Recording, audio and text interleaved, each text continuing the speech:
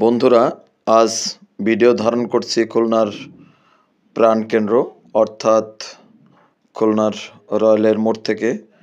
আপনারা দেখতেই পাচ্ছেন কিভাবে জলাবদ্ধতায় মানুষ বিপদগ্রস্ত হচ্ছে।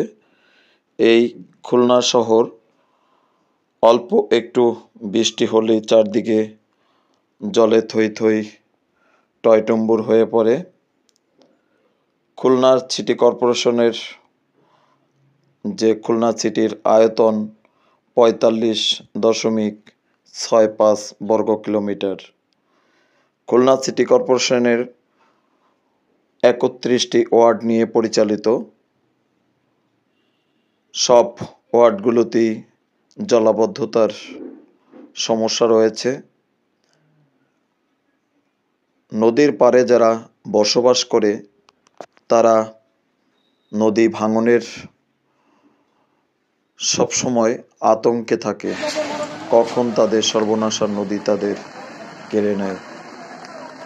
আর খুলনাতে সেক্ষেত্রে আমরা বলতে পারি, বর্ষাকাল আসলে সাধারণ মানুষরা নিজের তিল তিল করে গড়ে তোলা সঞ্চয়টুকু হারিয়ে ফেলে।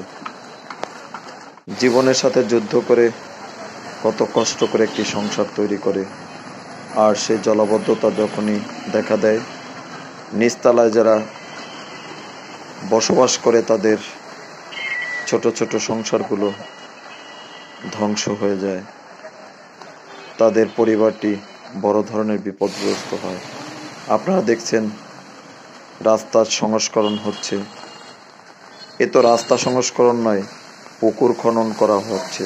পুকুর খনন করা বলছি, এটি পিটিআইয়ের ট্রেনিং ইনস্টিটিউটের সম্মুখে যাত্রী ছাউনির পাশেই খুলনাবাসীরা দেখবেন যে কিভাবে বড় বড় রাস্তার উন্নয়ন করতে গিয়ে কিভাবে তারা ড্রেনকে কিভাবে করে রাখছে।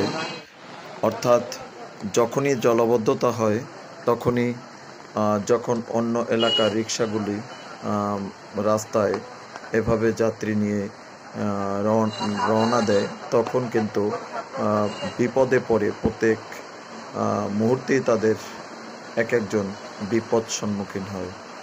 কেউ কেউ এই যে পুকুরের মধ্যে পড়ে তারা কিন্তু দুর্ঘটনার শিকার হয়। আমাদের এই খুলনা সিটিতে বসবাস করে ৭,১৮,৭৩৫ জন মানুষ। এই জলাবদ্ধতার জন্য ৭,১৮,৭৩৫ জন মানুষ বিপদগ্রস্ত হয়। তাই আমরা সবাই সিটি কর্পোরেশনের দৃষ্টি আকর্ষণ করছি, আপনারা দ্রুত এই জলাবদ্ধতা দূর করার জন্য দ্রুত পদক্ষেপ নেবেন। আপনারা দেখছেন পিটিআইয়ের মোড় বাংলাদেশ বেকারি। দেখুন এখানে যে ফুটপাতের রাস্তাটি ডাউন করার জন্য এখানে ফুটপাত ওভার করে আপনার দোকানের ভিতরে জল প্রবেশ করেছে। আমরা একটি বিভাগীয় শহরে বসবাস করে এমন অবস্থা চাই না, তাই ভিডিওটা সবাই শেয়ার করবেন।